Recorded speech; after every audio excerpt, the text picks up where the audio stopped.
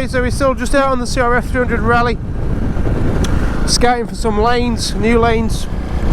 Having just spent the last sort of half hour, an hour, riding ones that I already know, just to get your eye back in, really.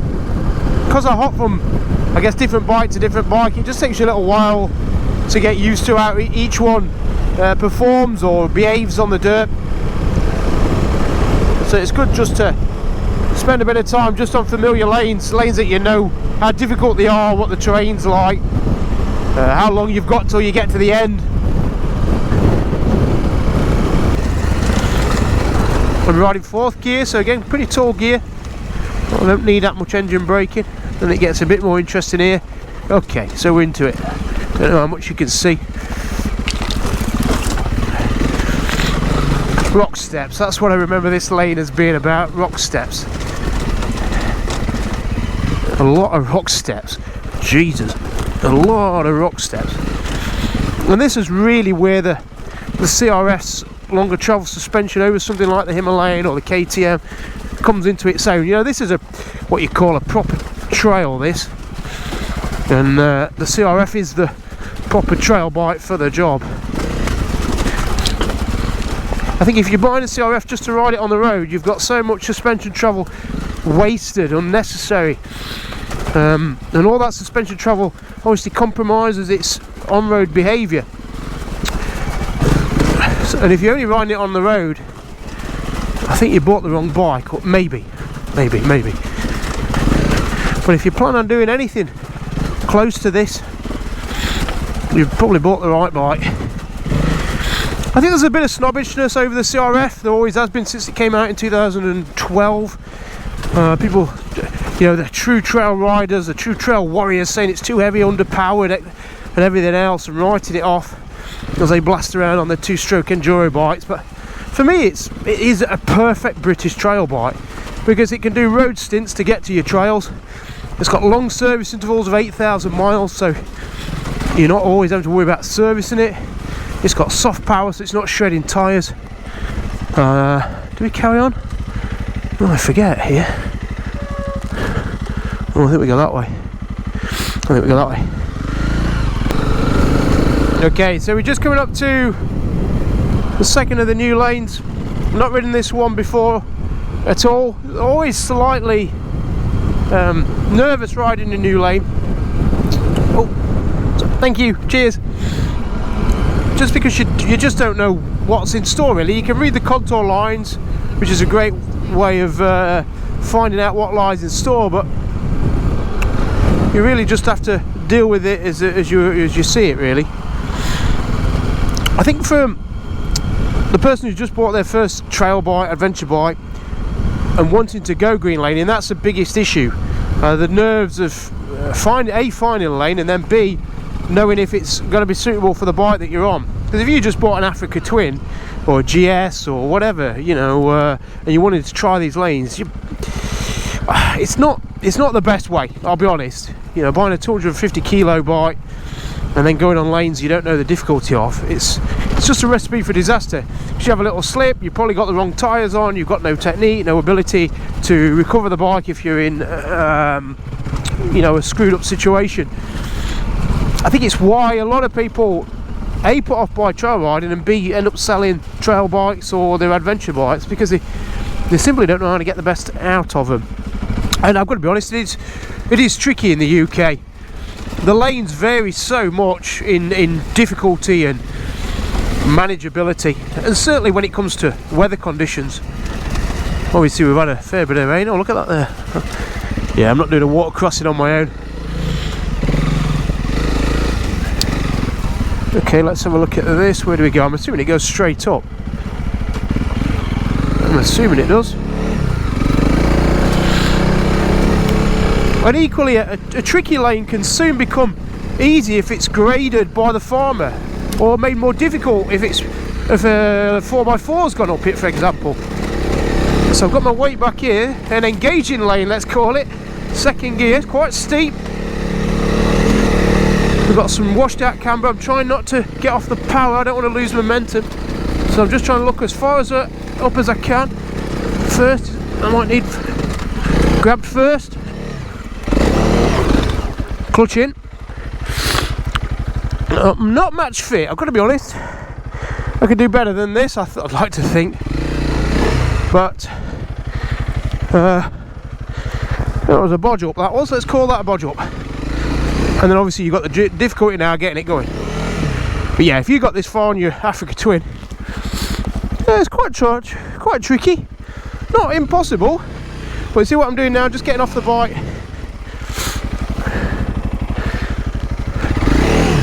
Just getting it out of the situation, so I can get what I think is a bit more stable ground.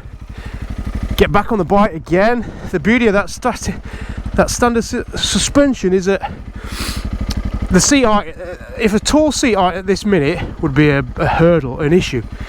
Whereas as soft as it is, I can easily get back on the bike. I'm not intimidated by the bike. Come on, come on, come on, come on. Come on, come on. You just need to get back up on the pegs, get a clean line, that's it, we're back up. First gear, second gear. Yeah, not the cleanest. You know, it's always the upsetting thing with trail riding, you think you can do better. But sometimes you just have to be grateful you get to the top. That's a great little trail there, that. Great little trail. I'll come back and have another go at that sometime. Good old fashioned. I'm going to blame it on my bad back. And maybe I do need to let a bit of air out these back tyres.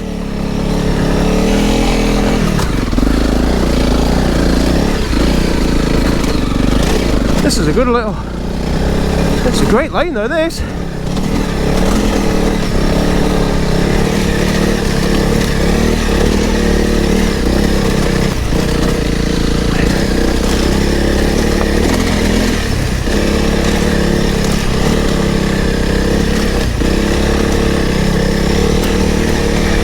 That gets the heart beating a little bit faster, that. Especially when you're... Hey up, have I gone the right way? I don't know if I have, you know. I'm going to stop recording, try and figure this out. Yeah, just looking at the map, it is the right way. Just got to go through this gate. Hopefully it's not locked. It's funny looking. Oh, there we go. Oh, I see. I tell you what, that was a tricky little lane, that. That was a tricky. Looks like there's other bikes been through here today, actually. I'm not surprised. I'm surprised it's a popular lane, this.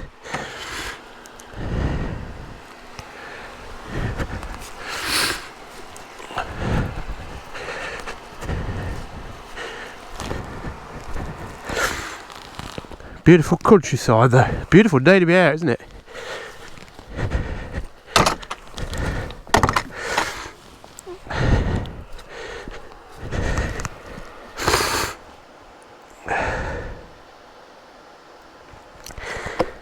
Lost my tool pack. Oh, fuck, I lost my tool pack. Oh, fuck.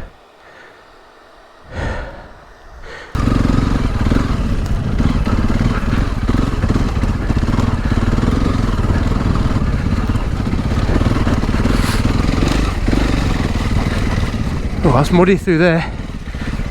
That's very muddy.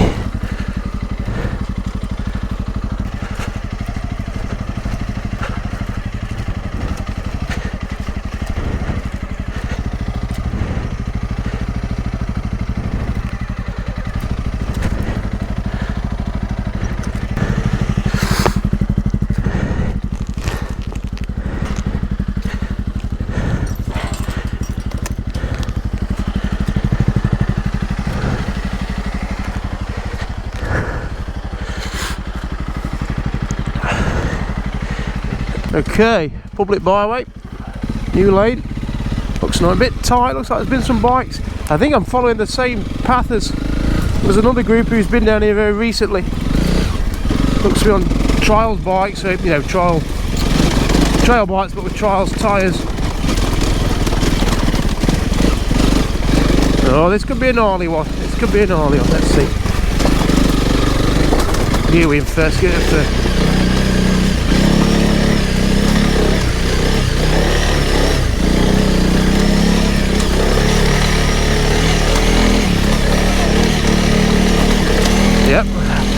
An interesting one. Second gear. Just getting better drive with second. First a bit low. I think we go public byway. So we go straight over. Yep.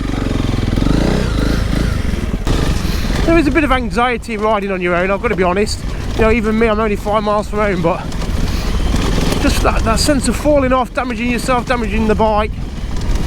I'm not going to pretend that I don't feel it. I think if you were with somebody else, you would feel more confident, which wouldn't be a bad thing, really.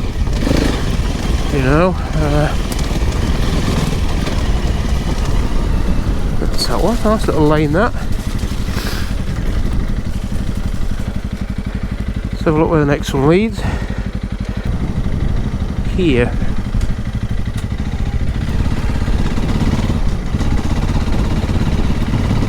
Public byway, follow that sign. Pretty easy to follow, actually. I think Devon's done a good job of marking up its lanes quite well. Past houses, so again, really steady.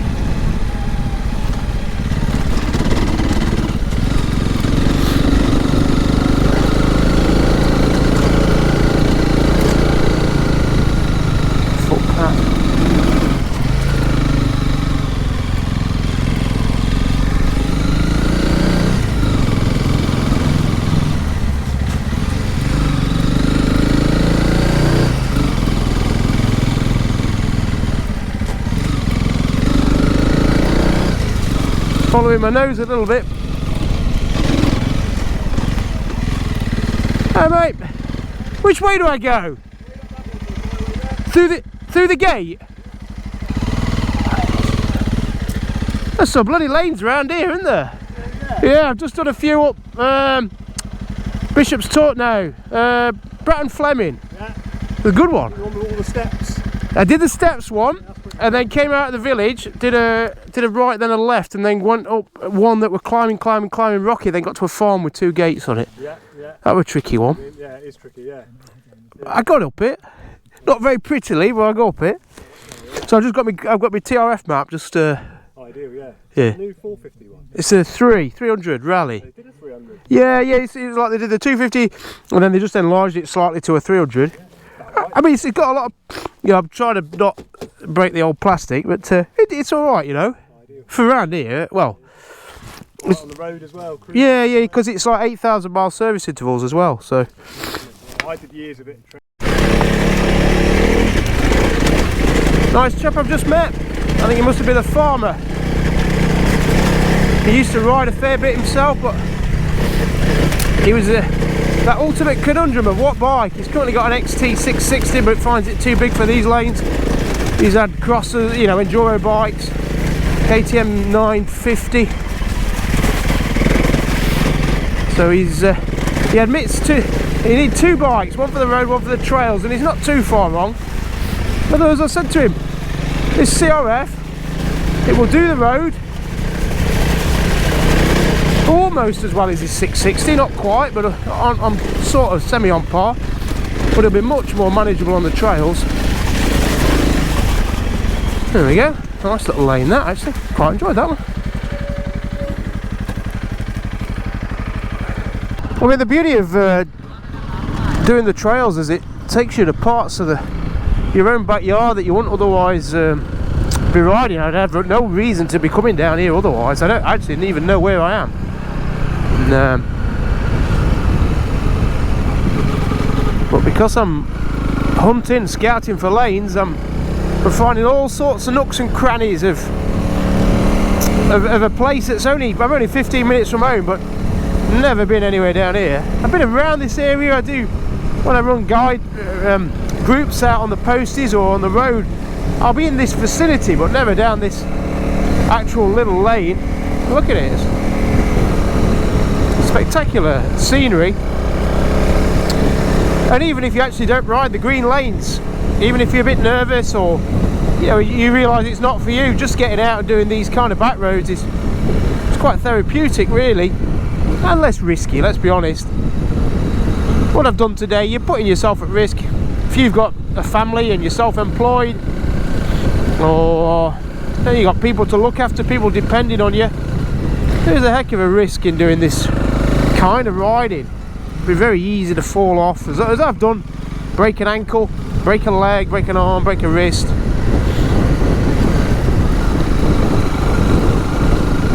There's no point pretending that trail riding isn't without risk.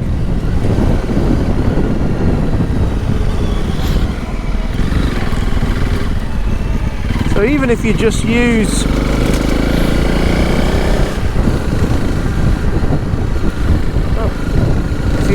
the lanes to link up or to discover these back roads, I think that's as good as anything. And that's where having these smaller bikes really comes into the road.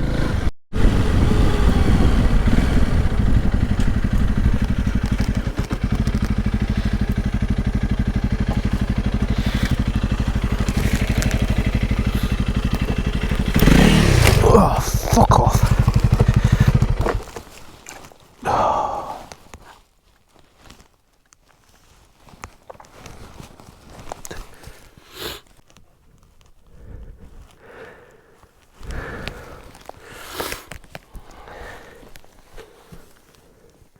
Bloody hell, that was annoying. Gotta watch it. Just got the side stand down on the mud and it slipped. That's a pisser, isn't it? That's my clutch lever gone. Bastard. Oh well, that was I can at least say now that the CRF250 or 300 even, when dropped flat, isn't that hard to pick up. I would rather not had it cost me a clutch lever. But what's thankfully interesting is that it didn't break or damage the plastic. So I'm mighty relieved about that. But boo bloody hoo. Right, where does this lane go?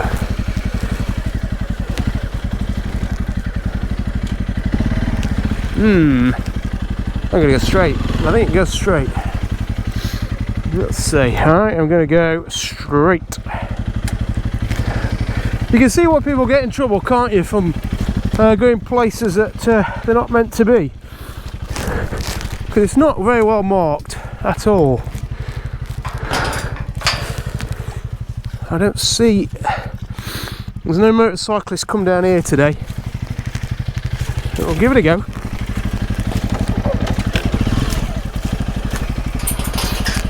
Give it a go. I think it is down here.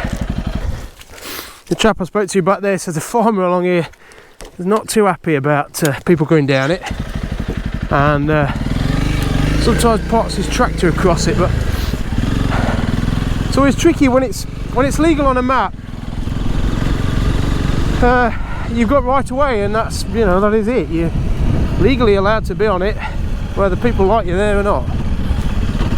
So I'm just going to take it really steady. To be honest, I'm feeling tired now. Been out on the road a couple of hours. Trail riding's hard on the body and on the mind. It takes a lot of concentration.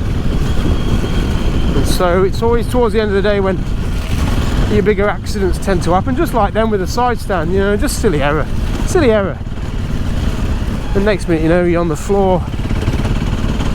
So yeah, towards the end of the day, just start to just back off a bit, just back off, and you know, and if you get to the point where you think, you know, I'm tired now, I want to go home, I won't do that extra lane that I said I was going to do. Well, so what? It doesn't matter. Do it another day. Better doing that than pushing on and breaking something. I like this gate. We just go around it then, do we?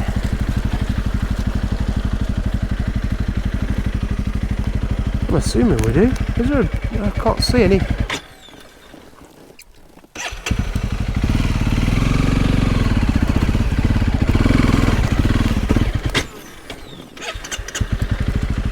Feels quite remote. Just sat down now, steady.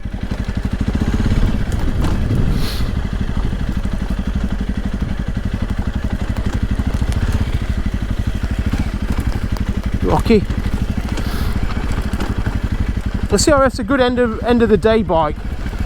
That long travel suspension, soft, supple, means I am sat down and it's perfectly manageable like this. If you was riding that bigger bike, that Africa Twin or the Touareg 660, Tenere 700, any of those mid-sized bikes, you'd really struggle now, and you'd have to be fully on it, or else you'd find yourself in a bit of trouble. So yeah, the CRF's a very good end of the day kind of bike.